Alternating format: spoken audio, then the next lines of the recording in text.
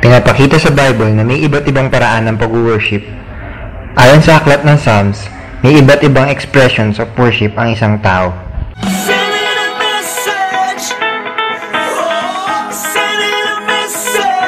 Pagsambit ng papuri, pwede tayong magsalita lamang or sabihin na ating mga papuri ng taimtim. Psalm chapter 34 verse 1. I will extol the Lord at all times. His praise will always be on my lips. We magnify you. Hallelujah. You're my King. We praise you, God. We glorify your name. Pangalawa, maaari din nating isigaw ang ating mga papuri. Psalm chapter 27 verse 6. Then my head will be exalted above the enemies who surround me. At his tabernacle will I sacrifice with shouts of joy. I will sing and make music to the Lord. We magnify you. Hallelujah, hallelujah. We glorify your name. We praise you, God. You're my King. At ang pangatlo, ang pinaka-common sa lahat ng pagsambit ng papuri, ang pagkanta. Ayon sa Biblia, ang pagkanta ay doble ng ating pagdarasal. Psalm chapter 47 verse 6. Sing praises to God. Sing praises to our King. Sing praises. We magnify, hallelujah. We praise you. You're my King.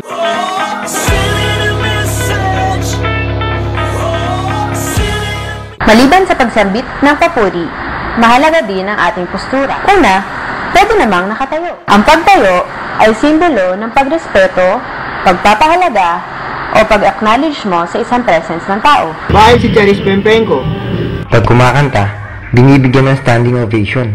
Bakit ang presidente?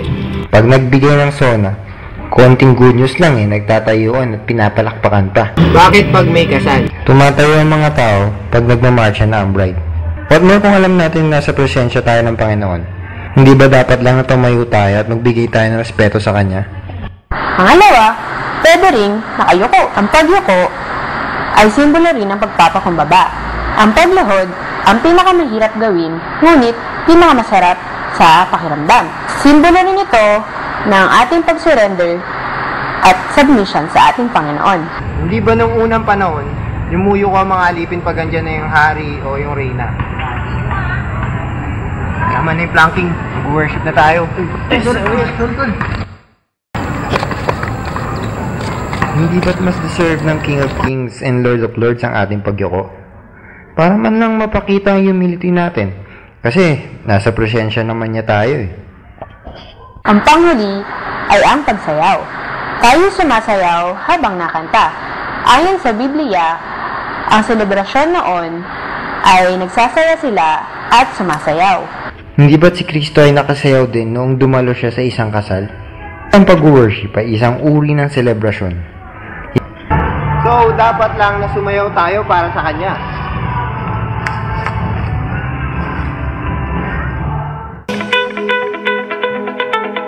Thank you for listening.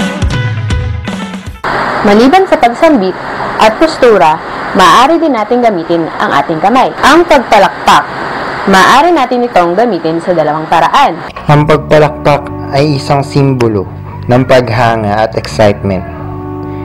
Pag pumapalakpak tayo pag nananalo si Pacquiao, pero hindi kaya mas dapat na palakpakan natin ang Panginoon kasi siya yung tunay na kahanga-hanga, kampyon at kapuri-puri.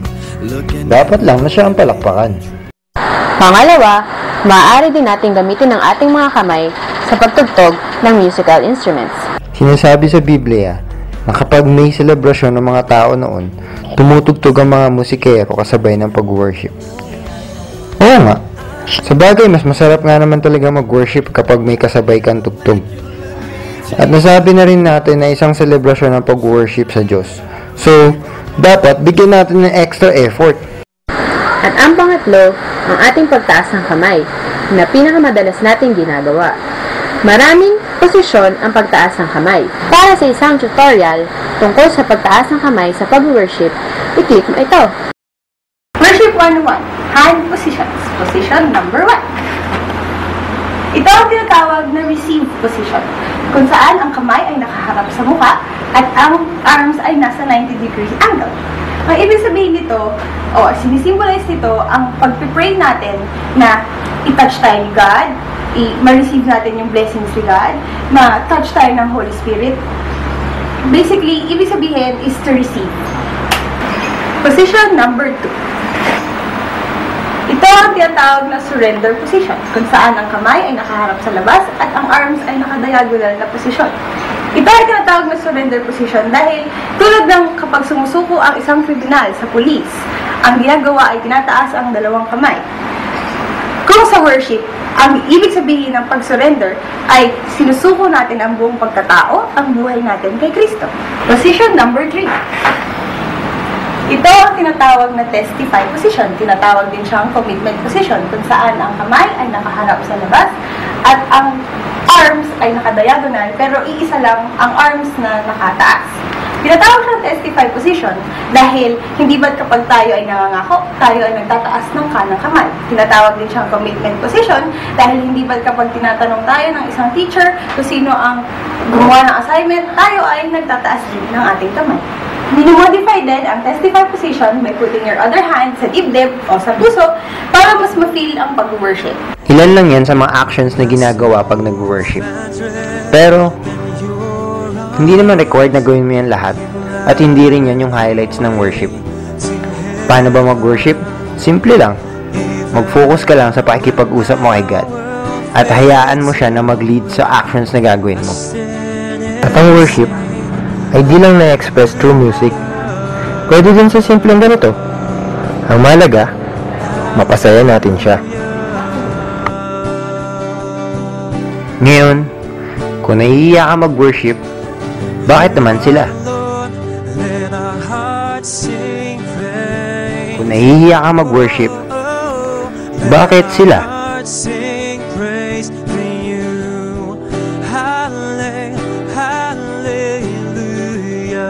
Kung nahihiya ka mag-worship, tingnan mo sila.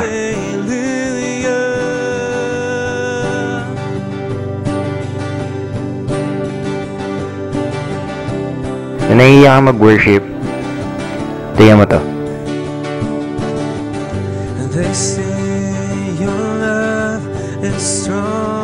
Hindi mo ba alam, napakaswerte mo ngayong gabi na to? Kasi isa ka sa nabigyan ng pagkakataon na makausap mo si God. Malay mo, bukas, magunaw na ang mundo. Eh di, sayang naman ang gabing to.